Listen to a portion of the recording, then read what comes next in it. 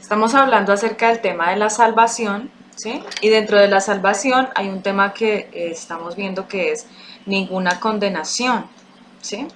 Entonces dice aquí Isaías 59 y el que hemos leído es Isaías 50, lo leímos todo. Entonces dice, dicen los primeros, bueno, un título que dice ahí Jehová ayuda a quienes confían en él. Entonces habla acerca de las cosas que les ha pasado. Sí, dice así, dijo Jehová al pueblo de Israel, ¿no? ¿Qué es la carta de repudio de vuestra madre con la cual yo la repudié? ¿O quiénes son mis acreedores a quienes yo he venido? He aquí que por vuestras maldades sois vendidos y por vuestras rebeliones fue repudiada vuestra madre. Entonces habla de todo lo que le ha pasado a Israel, de aquí en el versículo 1 está poniendo como en contexto de, de qué era lo que hacían ellos allá, ¿no? Dice, a Dios sí le importa y de forma amorosa confrontará a aquellos que duden de ello. Entonces le está haciendo esa pregunta, en esa pregunta Dios le está hablando a una Jerusalén o a una Israel dudosa. Dice, tú dices que yo ya no me preocupo más por ti, tú dices que me he divorciado de ti. Muy bien, en este caso muéstrame el documento, ¿sí? Pero no hay ninguno porque yo no me he divorciado de ti. Te darás cuenta que por vuestras maldades sois vendidos en su propia culpa y no es culpa de nadie más, ¿sí? O sea, para entenderlo como en otro lenguaje. ¿Mm?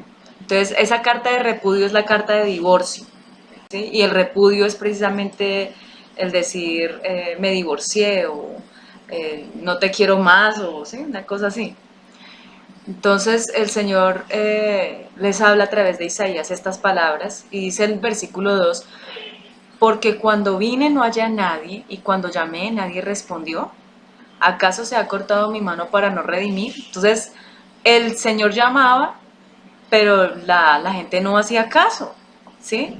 Pero dice, pero acaso, o sea, eso hace que yo no vaya a redimir a mi pueblo. ¿Mm? Y viendo que los problemas vienen a Jerusalén debido a sus propias acciones, donde se encuentra el hombre que dará la cara por Israel, o quién es el que se presentará o el que presentará su caso delante del Señor. Dice también entonces, no hay en mí poder para librar. Estoy leyendo el 2, ¿no? El versículo 2. Reprensión hago secar el mar, convierto los ríos en desierto, sus peces se pudren por falta de agua y mueren de sed. Entonces todo esto está haciendo referencia acerca de que el Señor ha llamado pero la gente no ha respondido.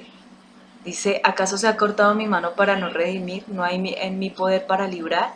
He aquí que con mi reprensión hago secar el mar, convierto los ríos en desierto, sus peces se pudren. ¿Qué significa todo esto? Dice, ahora el Señor responde su propia pregunta. La respuesta a esta pregunta retórica es un definitivo no. A pesar de las preguntas de Jerusalén, de Israel, el poder del Señor y su autoridad están más allá de todas las dudas que pueda tener. ¿Mm? Los cielos están entristecidos debido al pecado y a la incredulidad del pueblo de Dios. O la tristeza en el dolo de Dios es una punzada, es un dolor, es una agonía, es un sufrimiento que Él siente cuando sus hijos pecan. El pecado en la vida de los hijos de Dios viste los cielos de oscuridad y de silicio. Aquí encontramos también una referencia muy tremenda acerca de Spurgeon. Fue un predicador muy tremendo del siglo pasado. Y dice que él relaciona esta parte que está hablando acá con la crucifixión. El último milagro registrado aquí, que es el de cubrir los cielos con ropa de silicio, fue hecho por nuestro Señor incluso cuando estaba en medio de la agonía de la muerte. Leemos que a mediodía el cielo se encontraba velado y hubo tinieblas sobre toda la tierra por 3 oscuras horas. Maravilla de maravillas, el que colgó sangrando allí fue el que hizo tan grande maravilla. El sol lo miró colgando de esa cruz y como si se horrorizara de la visión, tuvo que cubrir su rostro. O sea, el sol, ¿no? Las lágrimas de Jesús apagaron la luz del sol. Hubiera estado airado, él bien pudo haberle quitado su luz para siempre, pero su amor no solo restauró esa luz, sino que también se nos dio una luz 1000 veces más preciosa, incluyendo la luz de la vida y del gozo eternos. Entonces, eso dijo ese predicador acerca de esta parte de la palabra que estamos leyendo acá. Ese es el versículo 3, ¿no? Visto de oscuridad los cielos y hago como silicio su cubierta. Dice el versículo 4, la firme obediencia del siervo del Señor, el Mesías, versículos 4 y 5, dice, ¿qué tanto le importa a Dios? Queda demostrado en la sumisión del Mesías al Señor, que es lo que precisamente miramos ahorita acerca de que el Señor toma los labios, toma la vida de Isaías para poder hablar estas cosas tan tremendas, ¿no? Jehová el Señor me dio lengua de sabios para saber hablar las palabras al cansado, despertará mañana tras mañana, despertará mi oído para que oiga como los sabios. Jehová el Señor me abrió el oído y yo no fui rebelde ni me volví atrás. Entonces hace el contraste, ¿no? De cómo el pueblo de Israel no lo escuchaba, no hacía caso, y de cómo el Señor habla a Isaías, pero también es el Mesías, ¿sí? El Mesías ahora de forma profética vuelve a hablar, explicando que el Señor le ha dado la posibilidad de hablar con sabiduría. Pero ¿cuál es el propósito de eso? Para saber hablar palabras al cansado, ¿sí? Entonces, qué glorioso es el uso de la lengua de una persona sabia que trae como sanidad para el alma, que trae como ese gozo, ese regocijo en la vida. Cuando nosotros hablamos la palabra del Señor, a veces viene una confrontación fuerte, ¿no? Tienes que pedir perdón, o tienes que perdonar, o tienes que arrepentirte de tus pecados, bueno, y todas las cosas que nosotros hablamos acerca de una verdadera cercanía al Señor, es un real arrepentimiento, ¿sí? Ahora, y es que tal vez nosotros le hemos pedido perdón al Señor por nuestros pecados, ¿verdad? En un proceso, cuando empezamos en el Evangelio, hemos empezado como un proceso de búsqueda tan linda de la presencia del Señor, de estar ahí en sí, en su palabra, de estar en ese tiempo como de arrepentimiento, pero también hay algo que es muy importante y es la necesidad de uno poder tener un resarcir del pecado, ¿no? Entonces, el arrepentimiento tiene unas partes que son la confesión del pecado, ¿sí? El tener, o sea, el tener la claridad de que sea pecado, de cuál es el pecado, porque a veces ya la persona de pronto está tan con su conciencia cauterizada que ya ni siquiera sabe o entiende cuál es el pecado, no hay discernimiento del pecado. Entonces lo primero que nosotros, cuando nos arrepentimos, nosotros debemos hacer es precisamente entender cuáles han sido nuestros pecados y asimismo ir y pedirle perdón al Señor con nombre propio, cada pecado, ¿sí? No es coger en masa todos los pecados y decir, ay Señor, perdóname por todos mis pecados, sino ir pecado por pecado y decirle perdóname.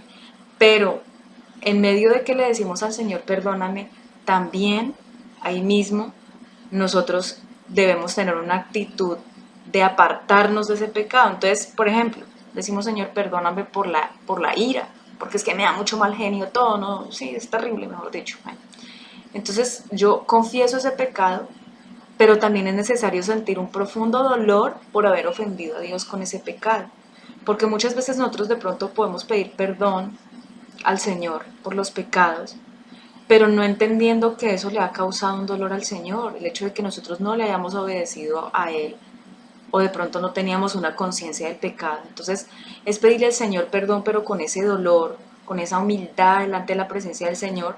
Esta mañana precisamente estaba leyendo Lucas capítulo 18, y entonces dice ahí cómo el publicano se humillaba y cómo el fariseo decía, Señor, mírame, yo soy un tremendo, yo diezmo, yo ofrendo, yo ayuno, yo no sé qué, ¿sí? Esa era la oración del fariseo, mientras que el publicano estaba ahí a los pies diciéndole, Señor, o sea, yo no puedo ni levantarme porque soy consciente que tengo pecados y sí.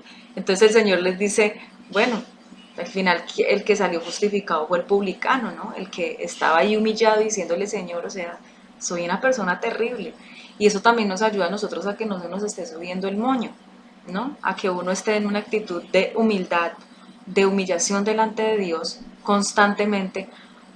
No hace que nosotros tengamos como esas actitudes de soberbia que a veces tenemos o ese mal genio. Bueno, en el momento de la oración todas esas cosas bajan. Entonces, ¿por qué todo esto? Porque el arrepentimiento requiere la confesión de pecado, el dolor por haber pecado contra Dios, ¿sí? No solamente por las consecuencias del pecado, sino decirle al Señor, mira, Padre, perdóname, o sea, de verdad que venga un dolor profundo, un arrepentimiento real, un fruto digno de arrepentimiento en nuestras vidas, y eso se va a manifestar en un apartamiento del pecado, ¿sí? En un decir, ya no más, ya no hago más esto, tomo una decisión, sea cual sea el pecado que esté cometiendo uno, tomo la decisión de no hacerlo más. Y hay cosas en las que necesitamos la obra del Espíritu Santo porque hay cosas que no podemos dejar que se nos volvieron una adicción o que tenemos temor de salir de esos pecados. Pero el Señor es bueno y es misericordioso y Él nos saca en la medida que nosotros nos rindamos a Él y le digamos, Señor, mira, no puedo con esto, Espíritu Santo, por favor, ven y haz tu obra en mi vida, pero la decisión que tenemos que tomar nosotros la tomamos. Y luego, ¿qué viene? Luego viene un resarcir, y esas cosas de pronto a veces no se ha hablado. Entonces, ¿qué es resarcir? Si yo ofendí a Dios con mi pecado, ¿sí? Le pido perdón. Pero en medio de mi pecado también pude haber ofendido a otra persona, ¿cierto? Con el mal genio, entonces que le contesté mal, que le hablé mal. Entonces, ir y pedir perdón. El 6 dice, di mi cuerpo a los heridores y mis mejillas a los que me mesaban la barba, no escondí mi rostro de injurias y disputos. Entonces todo esto fueron las cosas que vivió el Señor, porque Jehová el Señor me ayudará, por tanto no me avergoncé, por eso puse mi rostro como un pedernal y sé que no seré avergonzado. Entonces hubo ahí una humillación, hubo ahí un dolor pues, por las cosas que le pasaron. En el caso del Señor Jesús, Él fue humillado por nuestros pecados, por todo lo que nosotros hemos hecho, por todo lo que nosotros hicimos. Y el 8 dice, cercano está de mí el que me salva, ¿quién contenderá conmigo? Juntémonos. ¿Quién es el adversario de mi causa? Acérquese a mí. He aquí que Jehová el Señor me ayudará. ¿Quién hay que me condene? Y entonces aquí ya en este versículo entra la partecita que estamos hablando acerca de que ninguna condenación hay para los que están en Cristo, ¿sí? Dice ahí, ¿quién hay que me condene?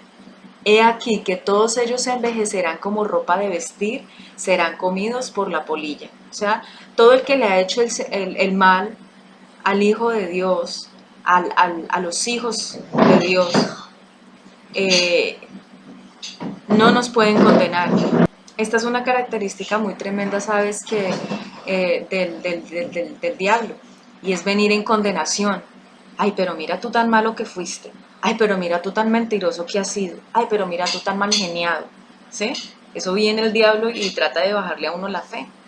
Pero entonces nosotros debemos levantarnos más bien y decir que no hay quien nos condene porque el Señor ya nos perdonó, porque el Señor nos libró, ¿sí? Y aún el proceso que sigue uno teniendo con el Señor, para que no haya quien nos condene. En la medida que nosotros hemos ido y le hemos pedido perdón al Señor y la sangre del Señor ha venido y nos ha limpiado, allí ya no hay quien nos condene. ¿Mm? He aquí que todos ellos envejecerán como ropa de vestir, serán comidos por la polilla. El 10 dice, ¿quién hay entre vosotros que teme a Jehová y que oye la voz de su siervo? El que anda en tinieblas y carece de luz, confíe en el nombre de Jehová y apóyese en su Dios. Él nos saca adelante. He aquí que todos vosotros encendiste fuego y os rodeáis de teas, andando a la luz de vuestro fuego y de las teas que encendiste. De mi mano os vendrá esto, en dolor seréis sepultados. Ese versículo 11 está hablando también de la persona que siguió, a pesar de que se le habló, siguió en su maldad, siguió en su tiniebla. Dice que aquellos que encienden fuegos se refiere a hombres que tienen sus propias agendas y sus propios dioses, porque han rechazado la luz de la palabra de Dios. Ellos tendrán que enfrentar un castigo terrible, un tormento del que habla también la palabra acerca de las llamas eternas, de las llamas que consumen. Dice aquí que solo se encuentra aquí, pero es un verbo, dice palabra tormento. Garantiza su significado de pena, dolor y agonía, incluso en lugar de dolor específicamente el dolor del pecado bajo la maldición de Dios. Entonces, todo esto para decir que ninguna condenación nosotros tenemos cuando nosotros nos hemos humillado, nos hemos arrepentido y nos hemos apartado de los pecados. Entonces, bueno, esa era la palabra para que miráramos el día de hoy.